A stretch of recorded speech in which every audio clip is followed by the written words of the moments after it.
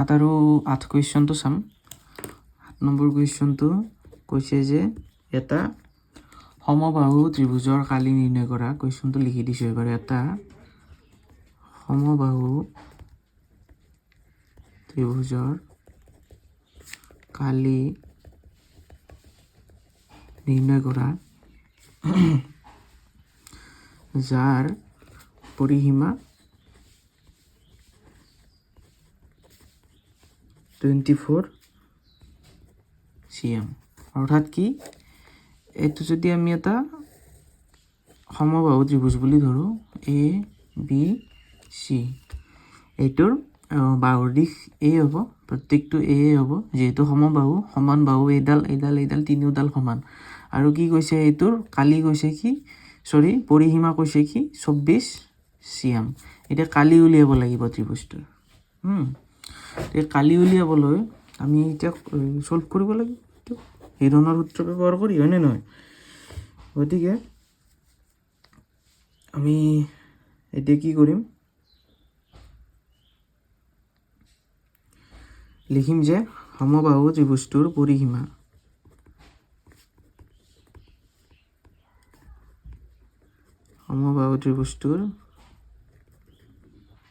সমান 24 cm হৈ গ'ল। তাৰপিছত চাবা যে ত্ৰিভুজৰ কালি আমাৰ আছিল কি, তোমাৰ কি বুলি কয়, পৰিসীমা কি বুলি কয়, ত্ৰিভুজৰ পৰিসীমা বাহু তিনিটাৰ যোগফল। যেতিয়া বাহু তিনিটাৰ যোগফল হ'ব আৰু বাহুকেইটা এ বুলি ধৰি লৈছোঁ, যিহেতু সমবাহু ত্ৰিভুজ গোটেইকেইটা সমান, গতিকে কি হ'ব এ প্লাছ এ ইকুৱেল কিমান 24, প্লাছ কৰিলে যে ইকুৱেল 24। এতিয়া এৰ ভেলুটো উলিয়াই দিয়া, এ ইকুৱেল টু ওপৰত 24 তলত 3 8 গুণ 24 অৰ্থাৎ 8 cm। এতেকে লিখা সমবাহু ত্ৰিভুজটোৰ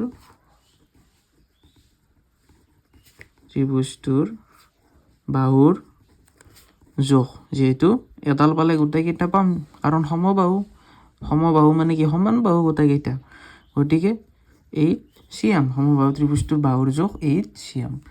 এতিয়া আমি কি কৰিব লাগিব, এছটো উলিয়াব লাগিব। আকৌ এছ ইকুৱেল কি হ'ব, পৰিসীমা আছে 24, তলত ডিভাইডেড বাই 2 12 cm। এতিয়া কালি উলিয়াব লাগিব। কালি উলিয়ালে আমি কি কৰিম, এতেকে কালি সমান হিৰণৰ সূত্ৰ এপ্লাই কৰা, S into S minus 1 S minus B S minus C.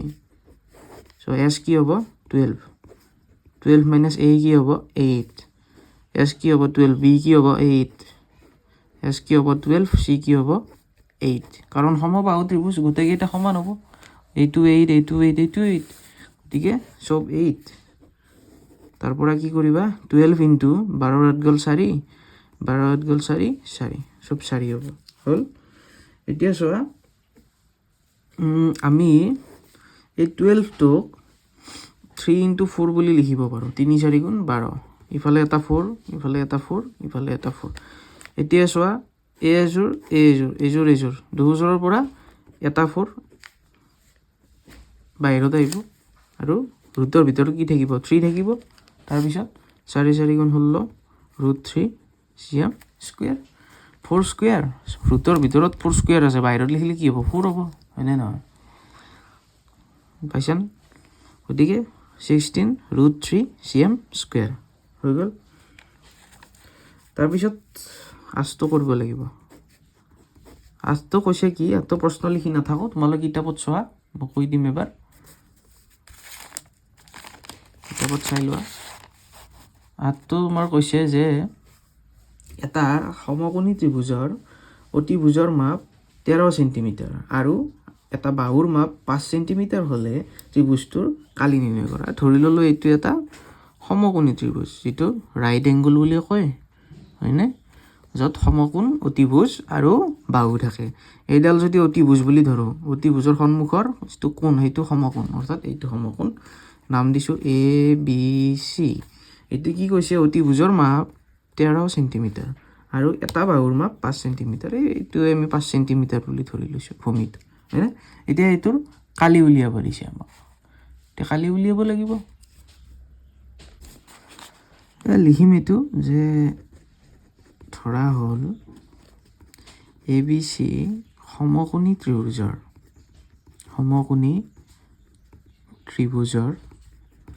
এইটো সমকোণী ত্ৰিভুজ AC সমান 13 cm, BC সমান 5 cm, AB সমান এবিৰ ভেলুটো লাগে, অৰ্থাৎ লম্বডাল লাগে। আমি যদি পাইথাগোৰাছৰ ধৰ্ম এপ্লাই কৰোঁ, লেখা পাইথাগোৰাছৰ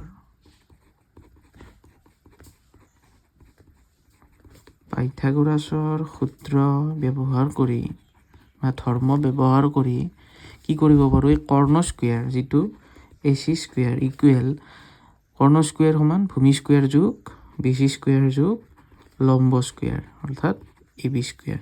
ভেলুখিনি পাতো 13 whole square equal BC 5 square whole square দিয়া একে কথা, কোনো সমস্যা নাই। AB স্কুৱেৰ এতিয়া লিখা 13 সমান 169, 13 square equal 169, 5 square 25 plus AB square. এতিয়া এইটোৰ পৰা এইটো বিয়োগ কৰা, আমি ডাইৰেক্ট এনেকৈ লিখি দিলোঁ, AB স্কুৱেৰটো ডাইৰেক্ট লিখিলোঁ, এইটোৰ পৰা এইটো বিয়োগ কৰি ইফালে লিখিলোঁ, একে কথা তোমালোকে জানা এইবিলাক। 9 5 গ'ল 4, 16 2 গ'ল 144। দিছ ইমপ্লাইজ AB ইকুৱেল √144 12 হ'ব এনচাৰ 12। তোমালোকে তলে তলে লিখিবা, মোৰ ঠাই নাই কাৰণে ইয়াতে লিখিছোঁ, অৰ্থাৎ AB আমি কিমান পালোঁ, 12 পালোঁ।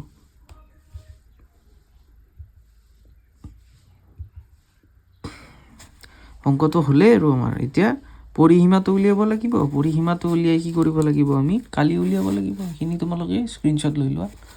এতিয়া পৰিসীমাটো উলিয়াম। পৰিসীমা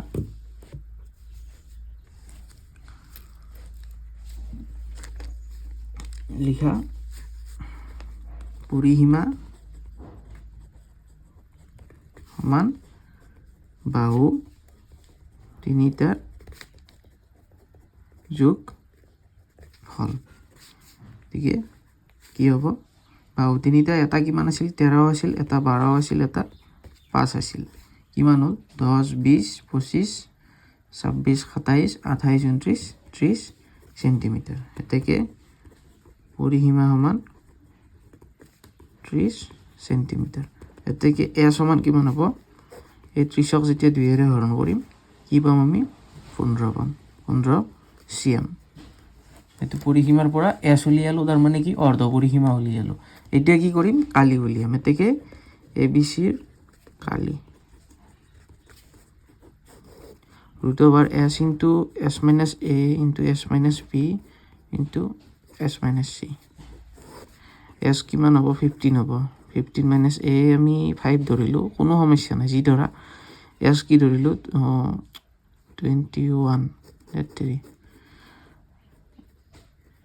21 15 মাইনাছ B কিমান ধৰিবা, Bটো 12 ধৰা, এইটো কিমান ধৰিবা, Cটো কিমান ধৰিবা, 13 ধৰিবা, হৈ গ'ল। 15 ইনটু 15ৰ পৰা 5 গ'লে কিমান, 10 ইনটু 15ৰ পৰা 12 গ'লে কিমান, 3 ইনটু 15ৰ পৰা 13 গ'লে 2 হৈ গ'ল। এতিয়া চোৱা, 15টোক আমি 3 ইনটু 5 বুলি ভাঙিব পাৰোঁ, 10টোক 2 ইনটু 5 বুলি ভাঙিব পাৰোঁ, 3টো 3 থাকিব, 2টো 2 থাকিব, হৈ গ'ল। এতিয়া চোৱা, এটা 3 এটা 3 এটা বাহিৰত ওলাব, এটা 5 এটা 5 এটা 5 বাহিৰত ওলাব, এটা 2 এটা 2 কি হ'ব, বাহিৰত ওলাব, হয়নে? গতিকে আমাৰ কিবা বাকী থাকিল নেকি, ইয়াত দুটাৰ পৰা এটা গ'ল, এই দুটাৰ পৰা এটা গ'ল, এই দুটাৰ পৰা এটা গ'ল, একো বাকী নাই। 5 2 গুণ 10, 10 3 গুণ 30 cm স্কুৱেৰ।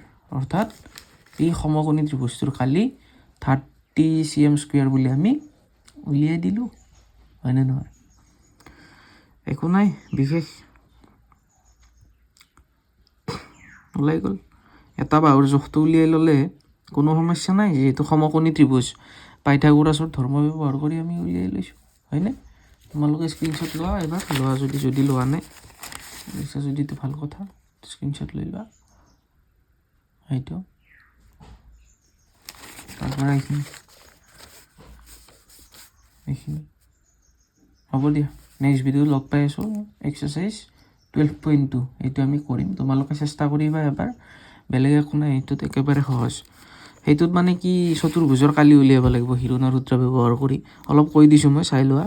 চতুৰ্ভুজ এটাৰ কালি উলিয়াবলৈ ধৰা হ'লে এইটো এটা চতুৰ্ভুজ হয়নে, এইটো তুমি হিৰণৰ সূত্ৰ ব্যৱহাৰ কৰি এইটো ধৰা কিবা 5 থাকিলে এইটো 6 থাকিলে এইটো 4 থাকিলে এইটো 3 থাকিল, এনেকৈ বাহুকেইটা যোগ দিয়া থাকিব। ক'ব যে এই চতুৰ্ভুজটোৰ, এইটো ধৰা ABCD এটা চতুৰ্ভুজ, এই চতুৰ্ভুজটোৰ কালি উলিয়াব লাগিব হিৰণৰ সূত্ৰ ব্যৱহাৰ কৰি। কোনো তাৰমানে বিশেষভাৱে এনেকুৱা চতুৰ্ভুজৰ হিৰণৰ সূত্ৰ নাই। যদি আমি মাজেৰে এডাল কৰ্ণ টানি লওঁ, দুটা ত্ৰিভুজত ভাগ হ'ব, আৰু এই দুটা ত্ৰিভুজৰ কালি উলিয়াই আমি যোগ কৰিব লাগিব, তেতিয়া আমি এই গোটেই চতুৰ্ভুজটোৰ কালি পাই যাম। তেনেকুৱা অংকবিলাক, বেলেগ একো নাই। তোমালোকে নিজে এবাৰ ট্ৰাই কৰিব পাৰা, যদি নোৱাৰা মই কৰি দিম, এনেও পাৰিলে নোৱাৰিলে তেনেকুৱা কথা নাই, মই এনেও কৰি দিম। তোমালোকে ভিডিঅ'বিলাক চাই যাবা ডেইলি আৰু শ্বেয়াৰ কৰিবা বন্ধুৰ লগত। তেতিয়াহ'লে বাই বাই।